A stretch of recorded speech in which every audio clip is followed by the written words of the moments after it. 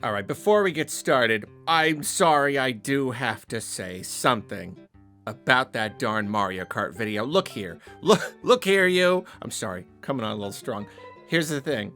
I don't play a lot of Mario Kart. I have not played every game. I missed 7 and Wii, so there's like a little chunk there that I was not really tapped into, and I haven't played the games a whole lot. And I say that a lot. I try to start most Mario Kart videos with that knowledge, but here's the thing: I also get made fun of for like too many preambles, disclaimers, caveats, so I figure I don't want to do it every single time. And yet now I find myself in a situation like this where I have made a number of errors in a video about Mario Kart, and I apologize. Yes, now I know the Mega Mushroom was in the Wii one. That's why it seemed familiar, but I didn't register that at the time. And yeah, and I knew the feather. I knew that was in the Super NES one. I didn't know if it had been around for a while. It was in 8 Deluxe, but just the battle mode. I played a bunch of 8 Deluxe, but I didn't play a lot of the battle mode. So yes, I forgot. Yes, I'm sorry. Here's the thing.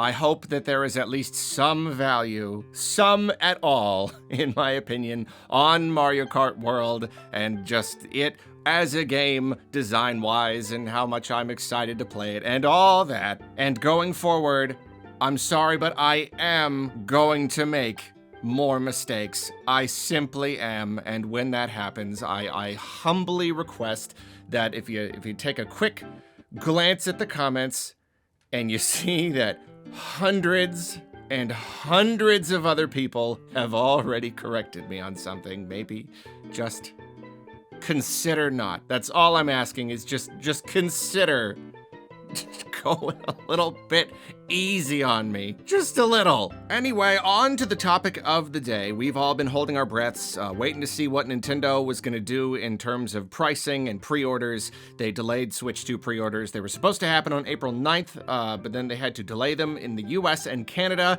and Nintendo has finally given us an update. They've given us a new date. Pre-orders will officially open in the US and Canada on April 24th. It's a little under a week away at the time of this recording. And we weren't sure if when they open pre-orders again, they might have to raise prices on the system or the games or whatever. And the good news is mostly prices are unchanged. The price of the system itself is not going up, and the prices on games are not going up. So yes, that is nice, especially the games. That's already a sore spot for a lot of people. However, some of the prices of the accessories are going up a little bit. Here in the US, the Switch 2 Pro controller was going to be $75, now it's $85, so going up by $10. That's a pretty significant bump. Some other stuff is only going up by like $5. Basically, across the board, it's like $5 to $10. A pair of Joy-Cons was $90, now it's $95. Oh, $100+ for Joy-Cons after tax. That stinks. But yeah, charging grip was $35, now it's $40. The strap was $13, now it's $14. A wheel set was $20, now it's $25. The camera was $50, now it's $55. The dock set, $110. Now it's $120 for a dock. Carrying case and screen protector was $35, now it's $40. All-in-one carrying case was $80, now it's $84. AC adapter was $30, now it's $35. And the official Samsung microSD express card for Switch 2, 256 gigabyte, was $55, and now it's $60. So considering the whole situation, these price increases are relatively small. Considering they could have dramatically raised the price of the system or the games. This is kind of like, it's not fun, but it's not as bad as it could have been.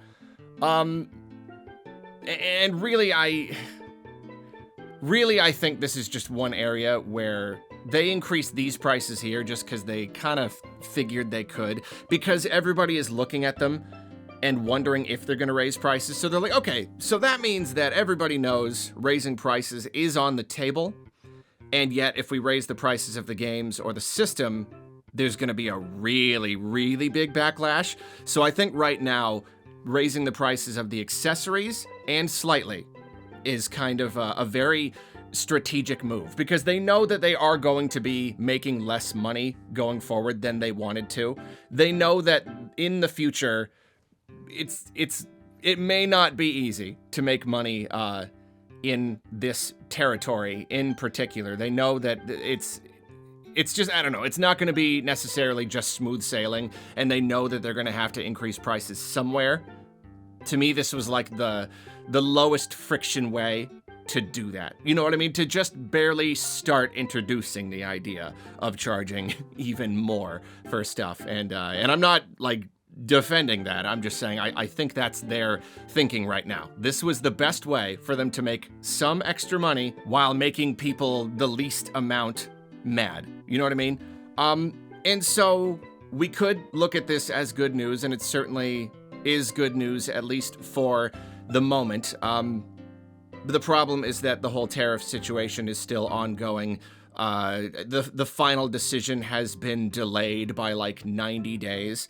And so this is all pure speculation on my part, obviously. What isn't? But to me, I like to be positive, but in this case, I am very, very cautious. This to me does not mean, oh, don't worry, the Switch 2 is going to be $450 and that's it going forward. Oh, phew, the games are only going to be as expensive as they already are. I don't see this as like confirmation that everything is going to be okay.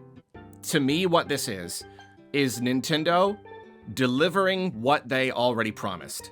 They told us the price of the system, they told us the price of the games, and they don't want to go back on that promise right now, especially because like they just announced it all, and they know that if they go higher, it is going to impact sales here. Like the prices, even as they are, that's already probably going to have at least some impact. Ultimately, I think at launch, there are still going to be millions and millions of people who want Switch 2s, regardless of the price. You always get those, the hobbyists, the enthusiasts, or whatever, early on. And so I really think this is just Nintendo trying to get ahead of the tariff thing, because if the tariffs go through, like that is going to change things. But if that's not going to happen for like a few months, I think the plan right now is just, nope, sell them a bunch of, basically sell as many Switches as possible in the US before all that stuff happens. Because there have been rumors for a bit now that Nintendo is now stockpiling units in this country to get ahead of it. They're shipping them here so that they don't have to pay the ridiculous prices, so that maybe at launch they can sell a nice big chunk of units for a fine price and make a fine amount of money on them and get that going.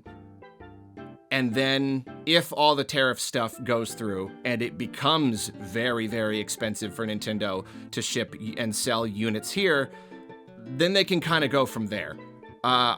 If that all happens, I do anticipate a price increase, because here, they've given a little statement. They're saying like, here's the new pre-order date. The console and the games are the same. We do have to adjust prices for some of the accessories, but then they say other adjustments to the price of any Nintendo product are also possible in the future, depending on market conditions.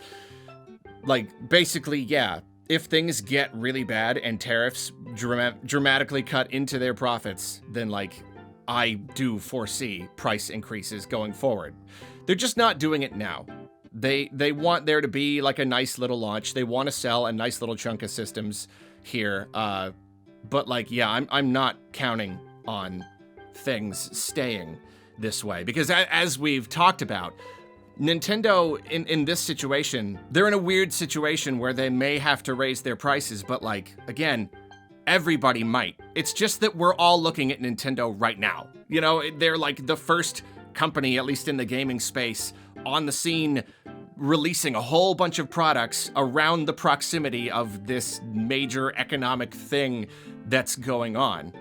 And so, like, they don't want to be the first ones to scare everybody and raise their prices. You know what I mean?